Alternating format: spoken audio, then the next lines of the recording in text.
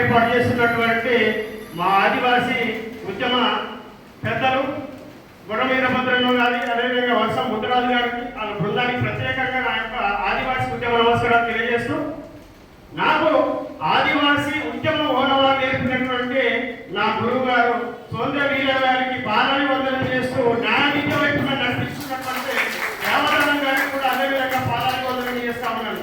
కాబట్టి ఈ సెమినార్లో ఆదివాసీ టాప్ 10 అటువంటి ఒక మంచి ఆలోచనతో ఈరోజు ఒక ప్రత్యేకమైనటువంటి టీం తీసుకొచ్చారు.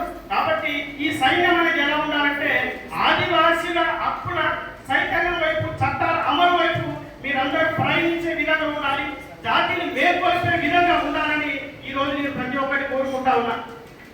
అంటే మన హక్కుల చట్టాలు ఇప్పుడు వచ్చినాయి కావు, ఎన్నో ఏళ్ళగా, సుమారుగా చెప్పాలంటే 200 సంవత్సరాల క్రితం రంపపిత తిరుగుబాటు కావచ్చు ఆంధ్ర ప్రాంతం నుంచి, అదేవిధంగా ఆదిలాబాద్ లో ఉన్నటువంటి కొమరం 1940 సంవత్సరంలో తిరుగుబాటు కావచ్చు, వరంగల్ ప్రాంతంలో ఉన్నటువంటి మన వీర వనితలు ఆదివాసీ విలువెలుపులు సమ్మక్క సారలమ్మ పోరాటం కావచ్చు, ఇవన్నీ కూడా ఎవరి కోసం పోరాటం జరిగింది అంటే దేనికోసం పోరాటం జరిగిందనే విషయం మీరందరూ గుర్తించాలి. దేనికోసం జరిగింది? భూమి కోసం, భక్తి కోసం మాత్రమే పోరాటం జరిగింది. ఈ దేశం మొత్తం ఆదివాసులని ఆ రోజున సుప్రీంకోర్టు ఉన్నటువంటి మాట్లాడే ఖర్చు ఏమన్నది, భారతదేశం అంతా కూడా మూలవాసులని ఆదివాసులుగా చెప్పడం జరిగింది. ఈ ప్రాంతంలో వలసలు వస్తా ఉన్నాయి, ఆదివాసుల ప్రాంతాలంతా హరాకరణ జరుగుతా ఉన్నదని ఈరోజు శ్రీకాకుళం మొదలు పెట్టుకొని మన ఆదిలాబాద్ మొదలు పెట్టుకొని శ్రీకాకుళం వరకు 1300 కిలోమీటర్ల ప్రాంతమైనటువంటి మన ఆదివాసీ ప్రాంతం, షెడ్యూల్ ప్రాంతాలకు కూడా భూమి కోసం పోరాటం చేసినాయి. కాబట్టి మనం అందరం కూడా మన పోరాటాలు, మన చరిత్రను తప్పక తెలుసుకోవాలి. ఆ పోరాటాల ఫలితంగానే నేడు ఆదివాసీ చట్టాలు అనేవి రావడం జరిగింది. వాస్తవంగా చెప్పాలంటే స్వతంత్రం రాక పూర్వం ముందు బ్రిటిష్ ప్రభుత్వం 1359లో ఏజెన్సీ ట్యాక్స్ అనేది పసిలి యాక్ట్ తీసుకురావడం జరిగింది. ఇప్పుడు వస్తున్నటువంటి ప్రభుత్వ పాలకులు కాదు, స్వతంత్రం రాకముందు బ్రిటిష్ ప్రభుత్వం కూడా మన ఏజెన్సీలో ప్రత్యేకమైనటువంటి భూభాగం ఉంది. ఏజెన్సీ అనే పదాన్ని మొట్టమొదటిగా తీసుకొచ్చింది బ్రిటిష్ ప్రభుత్వం. ఈ రోజు మనం ఉపయోగిస్తున్న ఏజెన్సీ పదం అనేది బ్రిటిష్ ప్రభుత్వం తీసుకురావడం జరిగింది. ఆ విధంగా చేస్తున్న తరుణంలో అదేవిధంగా మనకి 1917 మన ఆంధ్ర రాష్ట్రం ఏర్పడక ముందు పసిలి యాక్ట్ వచ్చింది, వడ్డీ నిరోధక చట్టం, భూ బదలాయింపు చట్టం వచ్చింది. ఈ చట్టాలన్నింటినీ కూడా అప్పటికి కూడా మనం దాన్ని తెలుసుకోకపోవడం, మన ప్రాంతంలోకి వలసలు రావడం, ఇవన్నీ జరుగుతున్న తరుణంలో మళ్ళీ మద్రాసు నుంచి విడిపోయి ఆంధ్ర రాష్ట్రం ఏర్పడింది, ఉమ్మడి ఆంధ్రప్రదేశ్ 1956లో. అప్పుడు కూడా బలమైనటువంటి ఏజెన్సీ ప్రాంతంలో భూమి బరాయికరణ జరుగుతూ ఉంది, మన హక్కులు కాపాడుకోవాలి, భూ సమస్యలు అధికమవుతా ఉన్నాయని మళ్ళీ 1959లో ఎన్టీఆర్ యాక్ట్ వచ్చింది. ఇట్లా మన ప్రాంతంలో బలమైనటువంటి చట్టాలు వస్తున్నప్పటికీ మన ప్రాంతంలో మనమంతా చైతన్యం లేకపోవడం, మన ప్రాంతంలో భూములన్నీ బరాయికరణ జరగడం, మన హక్కులు, మన భూములు దోచుకోవడం, మన ప్రాంతాన్ని ఈ రోజున మనని మన షెడ్యూల్ ప్రాంతం కాదు, నాన్ షెడ్యూల్ ప్రాంతం అని చెప్పే పరిస్థితి ఈ రోజు వచ్చింది. కాబట్టి ఇప్పుడు అదే మన గుర్రం వీరభద్రవన్న, వర్షం ముద్రరాజు గారు ఇలా ఈ టాప్ 10 బృందం సోడ మురళి గారు చేస్తున్నటువంటి గొప్ప విషయం ఏంటంటే మీరందరూ ఆదివాసీ టాప్ 10. ఎవరంటే మీరందరూ ప్రతి ఒక్కరు ప్రతి గ్రామంలో ఆదివాసీ హక్కుల చట్టాలని చైతన్యపరిచే విధంగా మీరందరూ ముందుకు వెళ్ళాలని ఈ సందర్భంగా మీకు సూచిస్తా ఉన్నా. ఎందుకంటే నేను ఈ రోజున ఆదివాసీ చట్టాల అవగాహన వైపు నన్ను నడిపించడానికి ఈ రోజు ఉన్నటువంటి పెద్ద పెద్ద మేధావులందరూ నా ఉద్యోగాల సైతం నేను వచ్చి నా జాతిని మేల్కొల్పాలని ఈ రోజు ఇట్లాంటి భావజనం పెద్ద వ్యక్తుల నుంచి నేను నేర్చుకొని జాతిని మేల్కొల్పడానికి ముందుకు వస్తా ఉన్నా.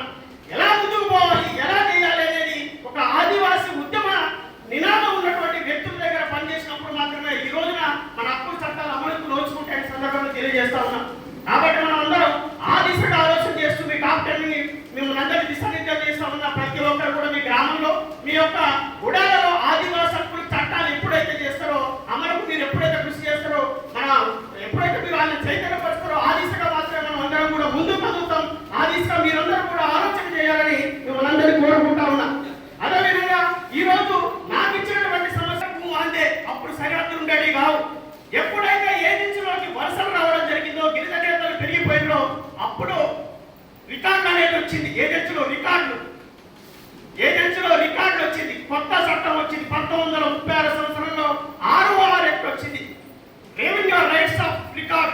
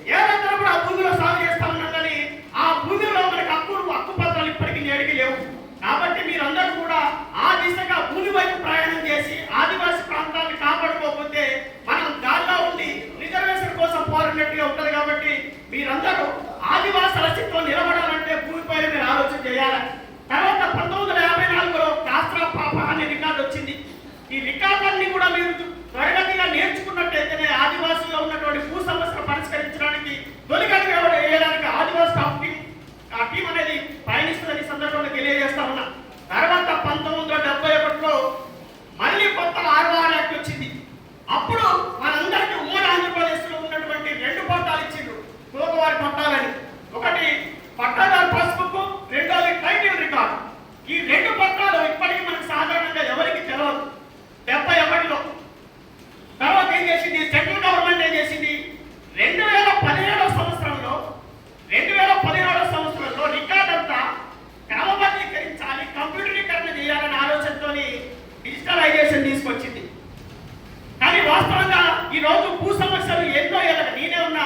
మా యొక్క 80 ఎకరాల భూమి ఉంటే ఆ భూమిని ఇప్పటి వరకు రికార్డులో ఎక్కించలేనటువంటి పరిస్థితి మా తండ్రులు తాతది. కాబట్టి మీరందరూ కూడా ఆ దిశగా ఆలోచన చేసి రికార్డుని నేర్చుకొని మన ప్రాంతంలో ఉన్నటువంటి సాగులో ఉన్న ఆదివాసుల భూ సమస్యలను రికార్డులోకి ఎక్కించే విధంగా ఆదివాసి టాప్ 10 టీం అనేది ప్రయత్నం చేయాలి. ఎప్పుడైతే మనం ఆ దిశగా ఆలోచన చేసినామంటే భూమి మనదైతుంది, పరాయకరణ నుంచి మనం విముక్తి కలిగించుకోవచ్చు. సాధారణంగా మన ప్రాంతంలో చుట్టలకి బీడీలకి అంతా కూడా భూమి అమ్ముడుకోవడం జరిగింది. ఇంకో విషయం చెప్పాలంటే ఇప్పటికీ కూడా 71/70 రైతాంగ శ్రీకాకుళం రైతాంగ పోరాటం చట్టం వచ్చినప్పటికీ, బలమైన చట్టం వచ్చినప్పటికీ ఇప్పటికి కూడా రాజమండ్రి నుంచి సెటిల్మెంట్ పట్టాలు తీసుకొచ్చుకొని ఇప్పటికి పట్టాలు చేసుకున్నటువంటి పరిస్థితి. కాబట్టి ఇట్లాంటి చట్టాలపైన మీరందరూ అవగాహన కలిగి ఉండాలి. అదేవిధంగా ఆ గుడాలను చైతన్యపరచాలి. ఇప్పటికీ పట్టా లేకుండా 50-60 ఏళ్లుగా ఉన్నటువంటి ఆదివాసుల భూ సమస్యని పరిష్కరించే దిశగా మీరందరూ చైతన్యం కలిగి గ్రామాల్లో చైతన్యపరిచే విధంగా ఉండాలని ఆదివాసి టాప్ 10 టీం నేను ఈరోజు దిశానిర్దేశంగా మిమ్మల్ని అందరూ కోరుతా ఉన్నాను. ఈ 2017 సంవత్సరంలో తెలంగాణ రాష్ట్రంలో వచ్చినప్పటి భూ ప్రక్షాళనలో ఉన్న రికార్డ్ అంతా కూడా కంప్యూటరీకరణ జరిగింది. ఏం జరిగింది? మొత్తం తప్పులు తడకలుగా అప్పటి వరకు మాన్యువల్ రికార్డు ఉండే. మన సోద్య వీరయ్య గారు, మా గురువు సోద్య వీరయ్య గారు సుదీర్ఘ పోరాటం 2000 సంవత్సరంలో సుదీర్ఘ పోరాటం తర్వాత విఆర్ఓ ఉద్యోగాలు వచ్చినాయి. మన ప్రాంతంలో 100% మనకే ఉద్యోగాలు తీసుకురావాలని ఆయన సంకల్పం. ఈ రోజున ఆయన అటువంటి పరిస్థితులు ఉన్న ఓదార్చలేనటువంటి జాతి మనది. అందరూ ఎన్నో ఉద్యోగాలు పొందుతూ మన జాతికి రావాలని తీసుకొస్తే మనలో ఈ రోజు మన భూమిని పరాయకరణ చేయడానికి మొదటి మెట్టుగా పునాదులుగా మారి వారంతా చరిత్రహీనులుగా నిలబడిపోయింది. కాబట్టి 2017లో వచ్చినటువంటి కంప్యూటరీకరణ రికార్డు అంతా కూడా మళ్ళీ మనం ఏం చేసినాం? డిజిటలైజేషన్. తర్వాత 2020 సంవత్సరంలో కేసీఆర్ గవర్నమెంట్ వచ్చింది, దానిని తీసుకొచ్చింది. అప్పటి వరకు రికార్డు ఎట్లుండే? ప్రభుత్వ భూమిలో ఉన్నది ప్రభుత్వ భూమిలో, అది ప్రభుత్వ భూమి, అనుమోదారులుగా గిరిజనేతలు లేదు మన ప్రాంతంలో. వాస్తవంగా ఎన్టీఆర్ యాక్ట్ 1/59 ప్రకారం ఎవడైతే గిరిజనేతరుడు ప్రభుత్వ భూమిలో సాగులో ఉంటే వాని మీద ఏం పెట్టాలి? క్రిమినల్ కేసులు పెట్టాలి. 1978లో సవరణలు ఉన్నాయి. వాని మీద జైల్లో పెట్టాలి, లేదంటే 60 క్రిమినల్ కేసులు పెట్టాలని బలమైన చట్టాలు ఉన్నాయి. కానీ నేటికి మన ఉమ్మడి ఆంధ్రప్రదేశ్లో ఒక్క కేసు కూడా గిరిజనేతల మీద పెట్టిన దాఖలాలు లేవు. ఆ దిశగా ఇక్కడ ఉన్నటువంటి న్యాయ లాయర్లందరూ కూడా ఆదివాసీ లాయర్లు ఆ దిశగా ఎవరు ప్రయాణం చేయలేదు. ఒక్క కేసు కూడా నమోదు కాలే. కాబట్టి మీరన్నా ఆ దిశగా ప్రయాణం చేసినట్టయితే అది బలమైన మార్పుకు నాంది పలుకుతుందని ఈ సందర్భంగా తెలియజేస్తా ఉన్నాం. కాబట్టి మనం ముందుకెళ్తున్న తరంలో మనకి మనకి మొదటిది కాబట్టి మనం భూమిని కాపాడుకోవాలి, భూమిని మనం రక్షించుకోవాలి, ఆ దిశగా మనం ముందుకు పోవాలి.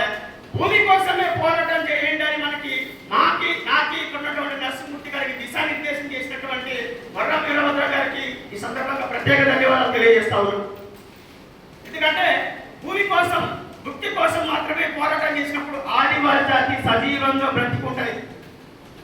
ఎందుకంటే వలసలు విపరీతంగా పెడతాయి.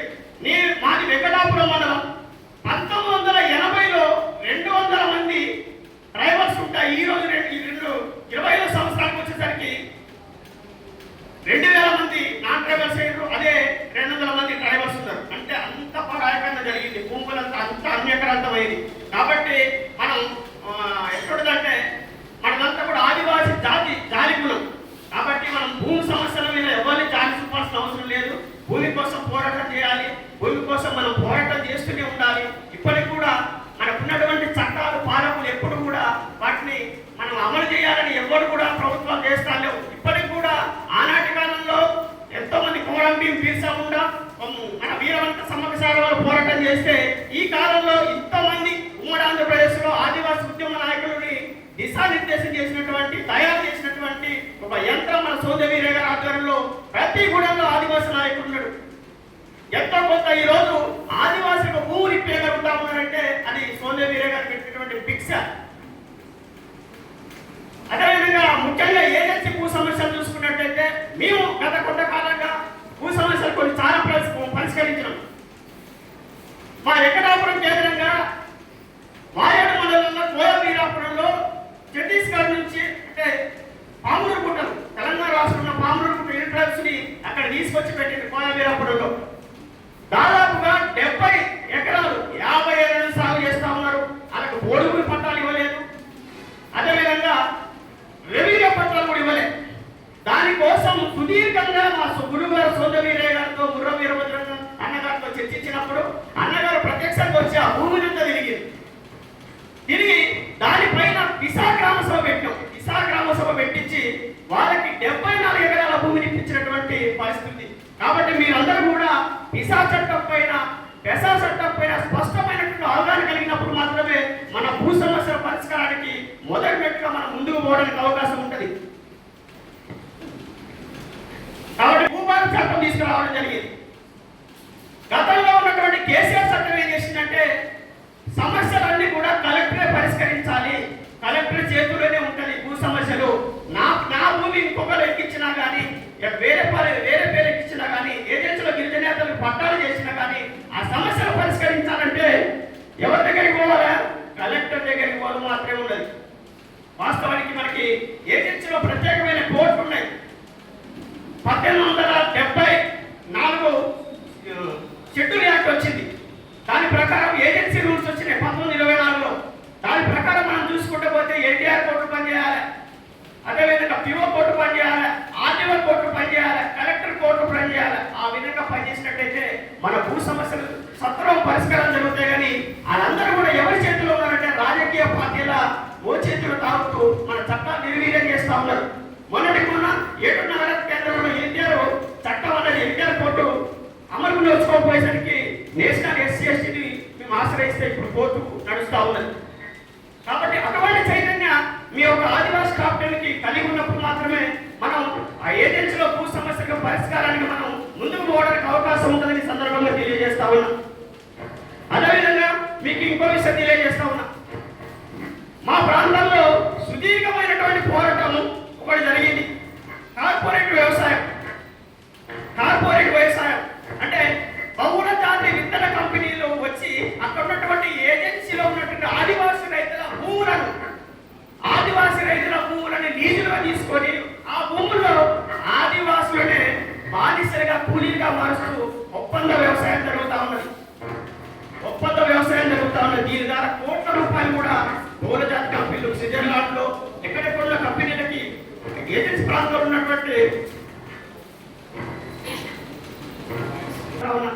మరి ఇంకో విధంగా మనం చూసినట్టయితే ఈ మధ్య వారికి ఎవరంటే పత్రికలు, ప్రింట్ పత్రికలు కావచ్చు, శాటిలైట్ ఛానల్స్ కావచ్చు, అదేవిధంగా సోషల్ మీడియా కావచ్చు. ప్రాంతంలో ఉన్న సమస్యలు పరిష్కరించుకోవడానికి సోషల్ మీడియా ఒక బలమైన ఆయుధం అనే విషయాన్ని మన గ్రామంలో మన చేతులు అరిచేతులు ఉన్నటువంటి ప్రతి ఫోను అందరూ ఉపయోగించాలి. ములుగు జిల్లాని ఆ వెంకటాపురం బాధ్యత మండలాలు భద్రాచలంలో ఉండొద్దు, ములుగు జిల్లాలో ఉన్నప్పుడు ఉండాలి అని చెప్పి ఒక ప్రతిపాదన తీసుకొచ్చినప్పుడు అప్పుడున్నటువంటి తెలంగాణ గవర్నమెంట్ సోషల్ మీడియాని ఉపయోగించింది. అప్పుడు మన చేతిలో సోషల్ మీడియా లేదు, మనం ఎలా ఉపయోగించుకోవాలనే విషయం తెలియదు. కాబట్టి భావ ప్రకటన స్వేచ్ఛ హక్కు ఆర్టికల్ 19 ప్రకారం భావ ప్రకటన మనం ఒక వ్యక్తి పైన అభిప్రాయాలు కానీ మనం అంతా కూడా వ్యక్తపరచవచ్చు. మన ప్రాంతంలో భూ సమస్యల పరిష్కారానికి మనం ప్రభుత్వ పాలకుల్ని ప్రశ్నించవచ్చు. ఈ రోజు అదే చేయబోయాను. నేను ఒక పత్రికలో పనిచేస్తూ రైతాంగ పోరాటం ఆదివాసీ నవనిర్మాణ కొరస నరసింహమూర్తి గారి ఆధ్వర్యంలో రైతాంగ పోరాటం చేశాం. నష్టపోతున్న రైతులందరినీ కూడా మేల్కొల్పుతూ వాళ్ళందరినీ కూడా ముందుకు తీసుకురాగలిగినాం. ఆ పోరాటంలో పత్రిక నుంచి ప్రభుత్వాన్ని కదిలించేంతగా కేంద్ర రాష్ట్ర ప్రభుత్వాన్ని కదిలించే దిశగా పత్రికలో మనం చేయగలిగినాం. కానీ ఈరోజు పత్రికలు మనవి కావు. వడ్డించేవాడు మనోడైతే అంత శివరున్నా కూడా మనకి అందుతుంది. కానీ పత్రికలు మనయా? పత్రికలన్నిటి కూడా కార్పొరేట్ చేతుల్లో ఉన్నాయి. కాబట్టి మనమంతా కూడా సోషల్ మీడియాని ఏర్పాటు చేసుకోవాలి. ప్రతి ఒక్క సోషల్ మీడియా